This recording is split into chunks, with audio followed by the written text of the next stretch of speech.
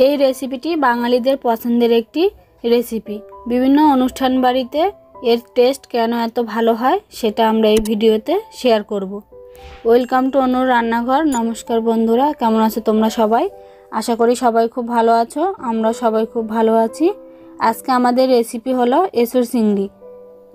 চলুন তাহলে ভিডিওটা শুরু করি। ভিডিওটা শেষ পর্যন্ত দেখার জন্য অনুরোধ রইল।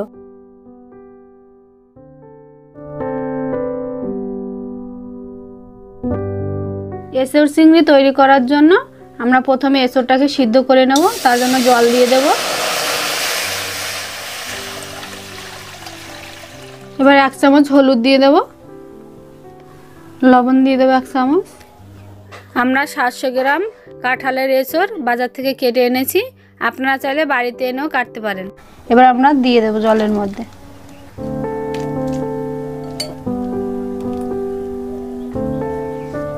আমরা বড় সাইজের দুটো আলু নিয়েছি, আলু দুটো এরকম চৌকো চৌকো করে কেটে নিয়েছি। এবার আলুগুলো এঁচোড়ের সঙ্গে সিদ্ধ করে নেব। এঁচোড়টা সিদ্ধ করে নিলে কি হয়, এঁচোড়ের ভিতরে যে এক্সট্রা আঠাটা থাকে ওইটা আর থাকে না। এবার একটা ঢাকা দিয়ে দেব। আমরা ঢাকা দিয়ে এঁচোড়টাকে 5 মিনিট সিদ্ধ করে নেব। 5 মিনিট ঢাকা দিয়ে রেখেছিলাম, এবার ঢাকনাটাকে খুলে নেব।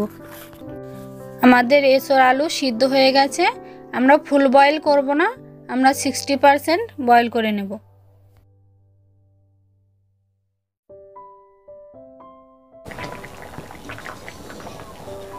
দেখুন জলটা কতটা কষ বেরিয়েছে।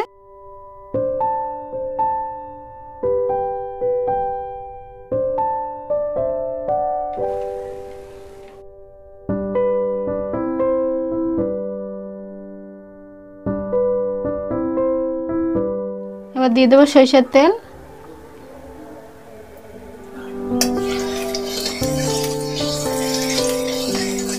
সিদ্ধ করা আলুগুলো ভেজে নেব।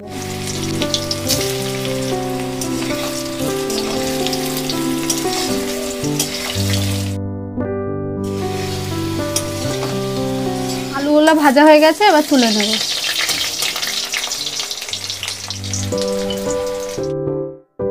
ওই একই তেলে আমরা সিদ্ধ করা এঁচোড়টাও ভেজে নেব।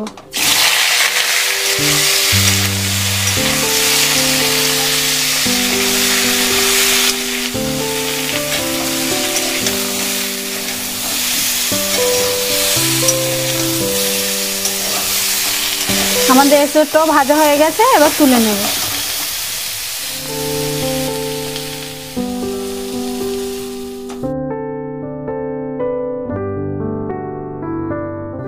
এবার তেল দিয়ে দেব। 300 গ্রাম চিংড়ি মাছ নিয়েছিলাম, চিংড়ি মাছটা নুন হলুদ মাখিয়ে রেখেছিলাম। এবার চিংড়ি মাছটাকে ভেজে নেব।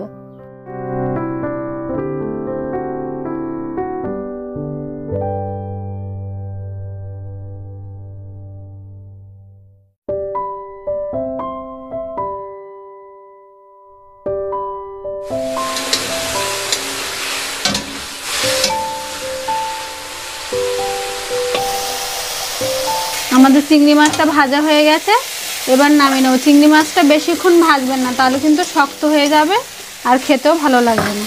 তেল দিয়ে দেব,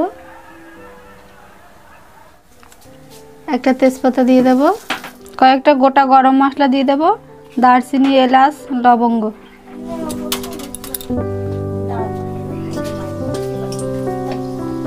দুটো পেঁয়াজ চপ করে নিয়েছি, এবার দিয়ে দেব।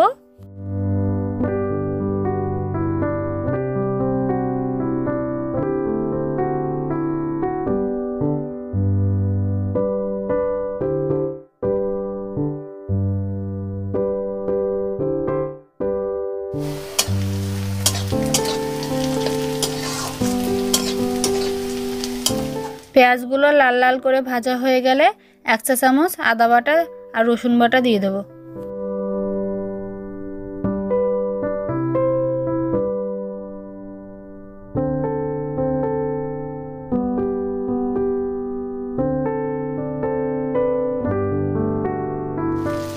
ধনে আর জিরে বাটা দিয়ে দেবো 1 চা চামচ।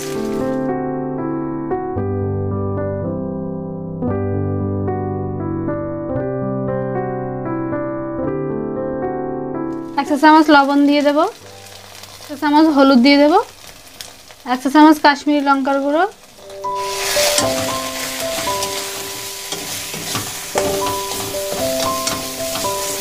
মিডিয়াম আছে মশলাটাকে 2 মিনিট ধরে কষিয়ে নেব। মশলাটা ভাজা ভাজা হয়ে গেলে বড় সাইজের একটা টমেটো পেস্ট দিয়ে দেব।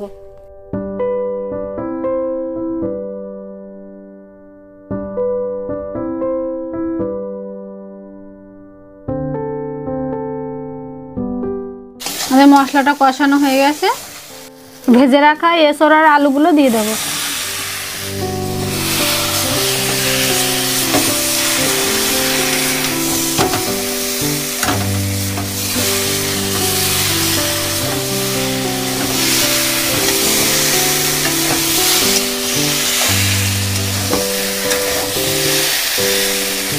ভেজে রাখা চিংড়ি মাছগুলোও দিয়ে দেবো।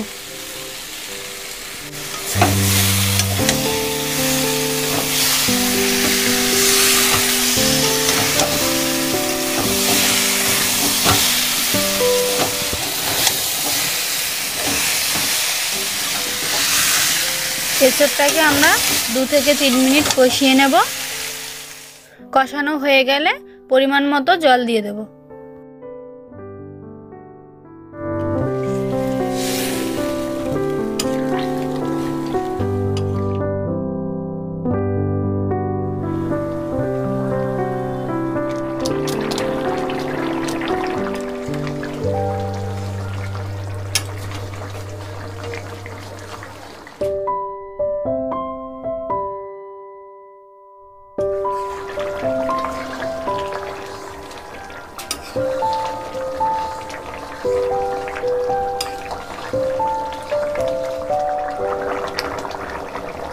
গরম মশলা দিয়ে দেবো 1/2 চা চামচ। আমরা একটা ভাজা মশলা তৈরি করেছি, সেইটা দিয়ে দেবো। এর মধ্যে ছিল গোটা ধনে, গোটা জিরে, 2টো শুকনো লঙ্কা আর কয়েকটা গোলমরিচ। এবার দিয়ে দেবো।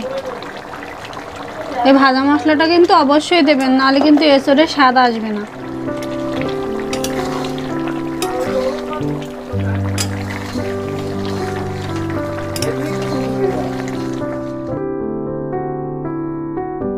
এক চামচ ঘি দিয়ে দেব। ঘিটা কিন্তু অবশ্যই দেবেন, অনুষ্ঠান বাড়ি কিন্তু এসর তৈরি করার সময় কিন্তু ঘি ব্যবহার করে। আমাদের এসর চিংড়ি তৈরি হয়ে গেছে, এবার নামিয়ে নেব।